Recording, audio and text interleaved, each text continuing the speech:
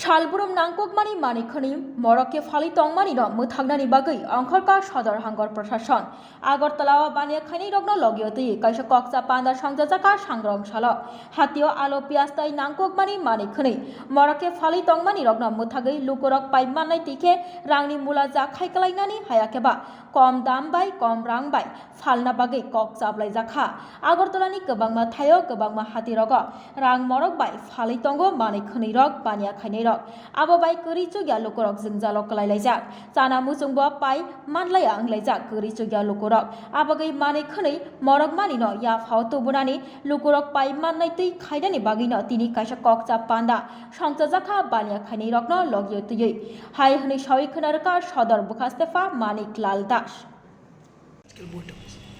আজ আমরা যারা ব্যবসায়ী সমিতির যারা আছেন সিনিয়র কর্মকর্তাগণ বিশেষ করে আলু পেঁয়াজ এবং অন্যান্য সামগ্রী নিয়ে যারা বিজনেসের সাথে যারা জড়িত ওনাদের নিয়ে আমরা একটা মিটিং করছি।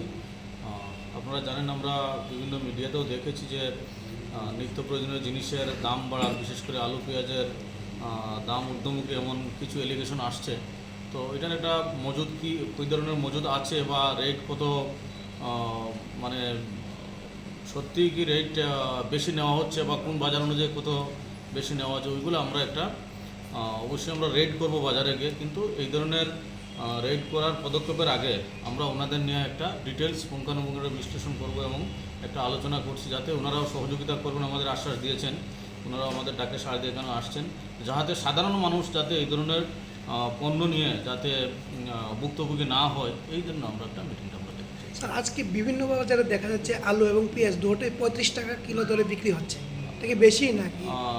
যার জন্যই আমরা আজকেই সবাইকে নিয়ে আলোচনা করছি। এখানে যারা যারা হোলসেলারও আছেন এখানে, তো আমরা দেখব যে হোলসেল রেট এবং ট্রান্সপোর্টেশন সব অ্যাড করে সবগুলো মিলিয়ে ম্যাক্সিমাম কত অবধি অ্যালাউ করা যায়, তারপরে আমরা অবশ্যই রেট করবো। আমাদের রেট চলছেও।